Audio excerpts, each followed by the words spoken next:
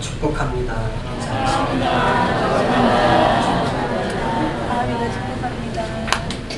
제목을 따라하겠습니다. 안디옥 교회처럼. 우리 교회 모델 교회가 있다면 아마 안디옥 교회일 것입니다. 안디옥 교회는 당시에 이방인에게 복음을 증거한다는 이방인 전도의 타부를 깨고 이방인에게 복음을 증거하였습니다. 영혼에 그렇게 관심이 많았다는 말입니다. 또한 최초로 이방 지역에 선교사를 파송한 교회가 또 안디옥 교회입니다. 먼 지역까지 선교하는 일에 관심을 가졌다는 것은 또한 영혼 구원에 대한 관심이 이 교회의 가장 큰 관심사였다 하는 것을 보여주고 있습니다.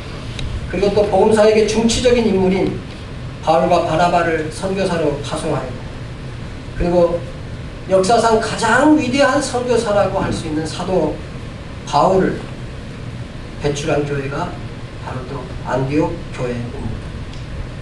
도대체 안디옥 교회가 어떤 교회였기에 이런 일이 가능했을까요? 첫 번째로 따라합시다. 예배에 생명을 건 성도들이 모인 교회입니다. 어떤 성도들이 모였다고요? 예배에 생명을 건 성도들이 모였습니다. 예루살렘에 예수를 믿던 성도들이 스데반 집사가 순교함에 큰 핍박이 났습니다. 사울이라고 하는 청년, 나중에 바울이라고 하는 큰 선교사가 되었습니다만, 이 사울이라고 하는 청년이 책임을 지고, 그리고 사람들이 복음을 증거한다는 이유로 스데반 집사를 돌로 쳐 죽였습니다. 그 이후로 예루살렘은 큰 핍박의 그런 도가니에 들어가게 되었습니다. 사울은 그때 당시에 제사장이나 예수를 믿는 그런 사람들은 다 잡아서 감옥에 가두거나 죽일 수 있는 그런 권한을 기관으로부터 받아가지고, 그리고 아주 적극적으로 교회를 핍박하기 시작하였습니다.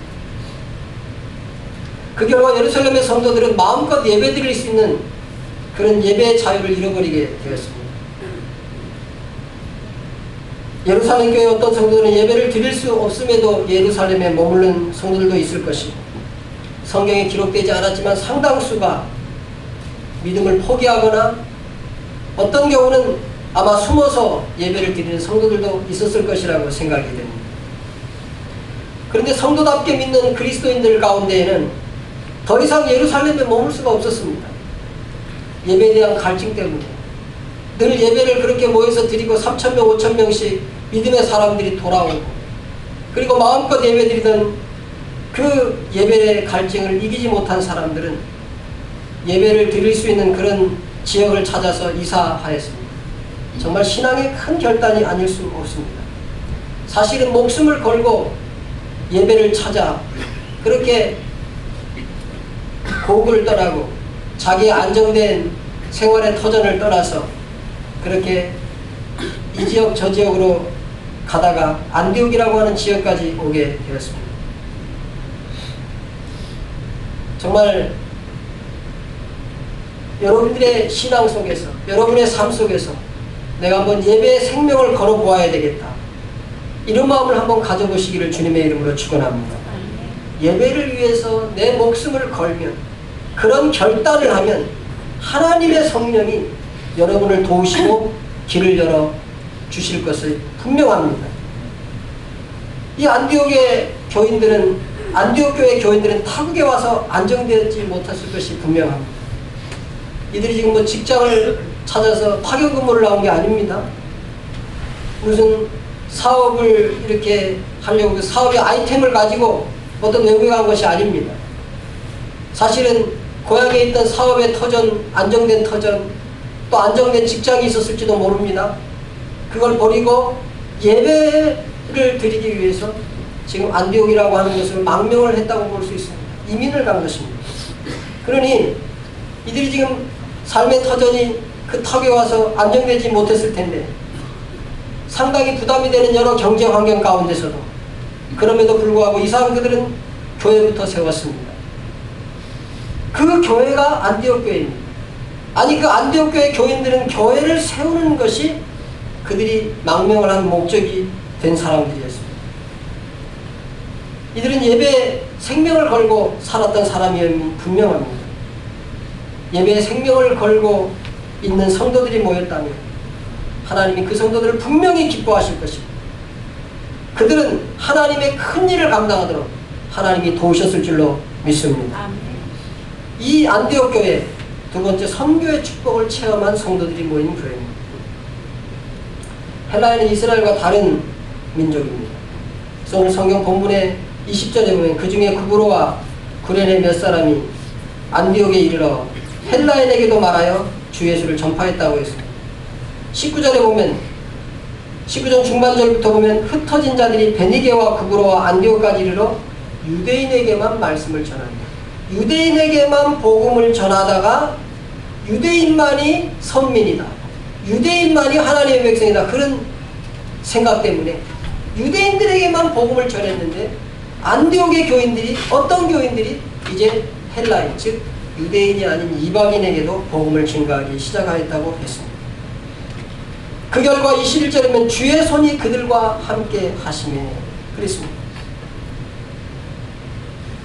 수많은 사람들이 믿고 돌아오는 일을 보았습니다.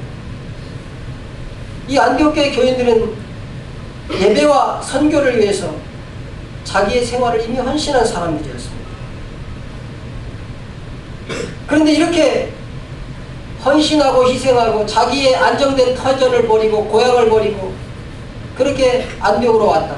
안디옥은 지금 현재 이스라엘 그 영토를 벗어나면 이스라엘과 이 시리아를 지나서 터키를 가게 되는데 지금 현재 시리아 땅에 있는 곳이 안디옥입니다. 그러니까 그 예루살렘에서 사실은 시리아까지 다 터전을 벌이고 왔는데 오늘 성경에 보면 안디옥 교회의 재정 상태가 상당히 좋았던 것을 알 수가 있습니다. 28절이면 그 중에 아가보라 하는 한 사람이 일어나 성령으로 말하되 천하의 큰 흉령이 들리라 하더니 글라우디오 때에 그렇게 되니라. 제자들이 각각 그 힘대로 유대에 사는 형제들에게 부조를 보내기로 작정하고 이를 실행하여 바나바와 사울의 손으로 장로에게 보내니라 그랬습니다. 아가보가 일어나서 천하의 큰 흉년이 드는데 그것이 글라우디오 황제 때 됐다. 그건 지금 안디옥도 당연히 어렵고 힘든 재정 환경을 가졌어야 하는 것이 분명합니다. 그런데 고향에 있고 예루살렘에서 예루살렘 원래 터전에 있는 그 교회보다 안디옥 교회는 재정적으로 더 힘이 있었습니다. 그래서 부조를 말하자면 예루살렘 교회로 보내기로 작정을 하고 바울과 바나바의 손에 들려서 그 부조로 예루살렘 교회를 돕는 그런 모습을 볼 수가 있습니다. 사실 이 교회가 또 바울과 바나바를 선교사로 파송할 때는 사실은 선교사의 생활비 전부를 책임져야 되는 그런 아주 상당히 재정적으로 그 많은 비용이 들어가는 그런 일들도 감행한 것을 보면 이 안디옥 교회는 어떻게 된 영혼인지 재정이 튼튼했던 것을 알 수 있습니다. 교회의 재정 상태는 누구의 재정 상태예요? 성도들의 재정 상태지. 성도들이 재정이 없는데 어떻게 교회가 재정이 많겠습니까? 여러분들이 복을 받아 양곡 사랑에게도 재정이 풍성해지기를 주님의 이름으로 축원합니다. 그렇습니다. 그러니까 교회는 성도의 헌금으로 운영되기 때문에 안디옥 교회가 재정적으로 튼튼하다는 말은 안디옥 교회 성도들이 복을 받았다 그 말입니다.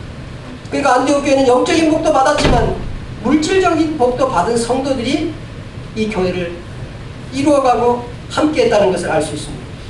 어떻게 이렇게 될 수 있을까? 자기의 생활의 터전을 떠났습니다. 무슨 경제적인 목적을 위해서 온 것이 아닙니다.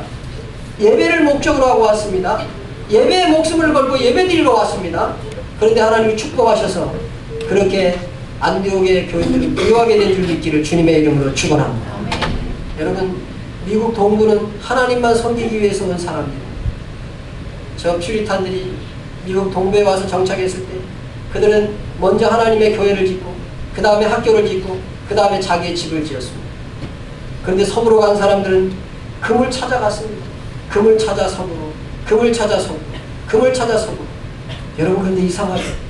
금을 찾아간 사람이 잘 살아야 될 것 같은데 서부보다 동부가 더 잘 사는 줄 믿기를 주님의 이름으로 축원합니다. 이상합니다.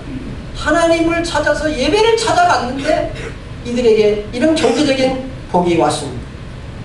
어떻게 이렇게 될 수 있습니까? 그 해답은 잘 모릅니다. 왜냐하면 세상의 계산 방법으로는 별로 나올 수 있는 계산이 아니기 때문에 그렇습니다. 그런데 오늘 본문은 그 해답을 이렇게 말하고 있습니다. 주의 손이 함께 하시며. 따라합시다. 주의 손이 함께 하시며. 그렇습니다. 성도는 수학으로 사는 존재들이 아닙니다. 성도는 신학으로 사는 사람입니다. 성도는 물고기 2마리와 보리떡 5개로 5,000명을 먹이는 주님의 계산법을 따라 사는 자들입니다. 믿음의 공식입니다. 믿음으로 산을 옮기는 역사를 믿는 사람이 성도인 줄 믿기를 주님의 이름으로 축원합니다. 선교와 구제는 우리 교회의 사명입니다. 이것이 하나님을 향한 우리의 사명이고 반드시 해야 될 일이지만 제가 이 사명을 감당하면서 목회를 해가면서 제게는 또 하나의 하나님으로부터 받은 믿음이 있습니다. 선교하고 구제하면 반드시 복을 받는다는 믿음입니다. 선교하고 구제하면 반드시 그 성도가 복을 받는다. 할렐루야. 선교하고 구제하는 교회 반드시 그 교회가 복을 받는다. 믿기를 주님의 이름으로 축원합니다. 그렇습니다. 안디옥 교회는 이런 선교의 축복을 받은 그 선교의 축복을 체험한 그런 교회입니다. 저는 우리 교회가 선교와 구제의 모델 교회가 되면 하고 바랍니다. 이 바람 속에는 여러분의 헌신과 희생을 요구하는 것도 들어있을 것입니다. 이 헌신과 희생은 단기적으로 볼 때는 손해가 나는 것 같습니다. 그러나 저는 하나님 앞에서 이 선교와 구제의 사명을 감당하는 성도의 축복을 성경을 통해서 이미 알고 있습니다. 그리고 2000년 교회사를 통해서 생생하게 역사적으로 증명되었습니다. 요즘은 그 확신이 더 강해졌습니다. 제가 선교와 구제를 목회 제원리로 받아 그 사명을 가지고 목회를 하기 때문에 선교 열심히 하고 나눠주고 베풀고 구제하는 교회 목사님들을 많이 압니다. 또 그렇지 않은 목회자님들도 많이 압니다.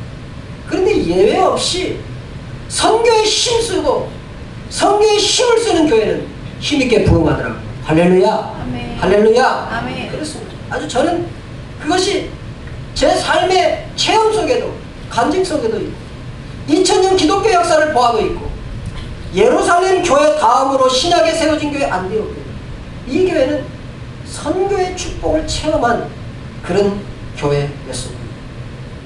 하나님의 손이 축복의 물줄기를 여러분에게 부어주시기를 축원합니다. 하나님 앞에서 선교와 구제의 사명을 실천하는 우리 교회에 헌신하십시오. 안디옥 교회처럼 하나님의 손이 여러분과 함께 할 것입니다. 하나님의 손은 마르지 않는 손입니다. 하나님의 손은 능력의 손입니다. 하나님의 손은 모든 것을 공급하시는 손입니다. 제가 비전센터를 짓는 일은 저를 위해서 하는 일이 아닙니다. 여러분의 축복을 위해서 하는 일입니다. 여러분이 잘되고 복을 받게 하려는 하나님 앞에서의 제 뜨거운 열정이 이 비전센터를 건축하게 하였습니다. 여러분이 잘되고 복을 받겠다고 하는 뜨거운 제 신앙의 중심이 이 비전센터를 건축하게 한 것입니다. 여러분, 선교와 구제를 사명으로 행하는 우리 교회를 세우면 선교의 놀라운 축복을 간증하는 사람이 바로 여러분이 될 것입니다. 제가 감히 예언하는데 선교하면 그 사람의 미래를 하나님이 보장해 주십니다. 왜 그런 줄 아십니까? 마태복음 28장에 보면 하늘의 땅의 모든 권세를 내게 주셨으니 너희는 가서 모든 족속으로 제자를 삼아. 그 선교 명령에 뭐라고 했냐면 하늘과 땅의 모든 권세를 내게 주셨으니 그러므로 너희는 가서, 이렇게 선교 명령을 하고 있는 것입니다. 안디옥 교회가 왜 복을 받았습니까? 안디옥 교회가 복을 받을 환경적인 여건이 안 되었습니다. 안정된 직장을 버리고 왔습니다. 또 안정된 사업 터전을 버리고 왔습니다. 잘 될 이유가 없습니다. 환경이 불안해질 수밖에 없습니다. 그런데 안디옥 교회는 예루살렘 교회를 돕는 교회가 되었습니다. 선교사를 파송할 수 있는 그런 재정적인 능력이 있는 교회가 되었습니다. 왜 그렇습니까? 바로 선교의 축복을 체험했기 때문에 그렇습니다. 아니, 선교하는 교회였기 때문에 하나님께서 안디옥 교회, 그 교회와 안디옥 교회 성도들을 축복한 줄로 믿기를 주님의 이름으로 축원합니다. 안디옥 교회는 세 번째로 말씀을 실천하는 제자들이 있는 교회였습니다. 26절은 이렇게 말하고 있습니다. 바나바가 사울을 찾으러 다소에 가서 만남에 안디옥에 데리고 와서 둘이 교회에 1년간 모여있어 큰 무리를 가르쳤고 제자들이 안디옥에서 비로소 그리스도인이라 일컬음을 받게 되었더라고 하였습니다. 말씀을 가르치고 큰 무리가 그 말씀을 배우는 안디옥 교회 성도들을 오늘 성경 본문은 보여주고 있습니다. 제가 선교와 구제에 힘을 쓰지만 제자훈련을 목회의 중심에 두는 이유가 여기에 있습니다. 말씀을 실천하면 놀라운 하나님의 역사가 함께합니다. 여러분, 매일매일 큐티를 통해서 하나님을 만나고 매일매일 하늘에서 내리는 만나를 맛보면서 이 광야 세상을 사시기를 주님의 이름으로 축원합니다. 이 광야에 막힌 길이 열립니다. 여러분, 그 큐티를 하고 매일매일 만나를 먹으면서 살면 우리 가정에 막힌 길이 열리는 줄 믿기를 주님의 이름으로 축원합니다. 사업에 막힌 길이 열리는 줄 믿기를 주님의 이름으로 축원합니다. 그렇습니다.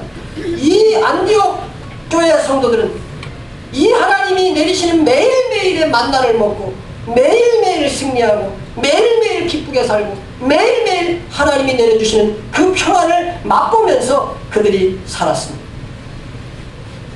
안디옥 교회 성도들은 핍박을 피해 고향을 떠나 정처 없이 사는 사람들이었습니다. 그들이 생업이나 제대로 이어갈 수 있을까?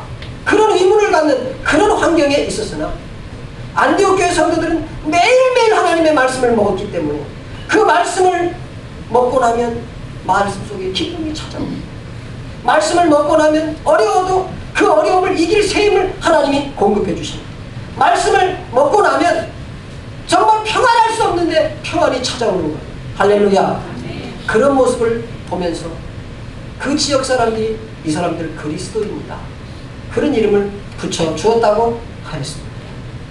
오늘 26절에 제자들이 안디옥에서 비로소 그리스도인이라 일컬음을 받게 되었더라 그랬습니다. 저 사람들 뭔가 다르다.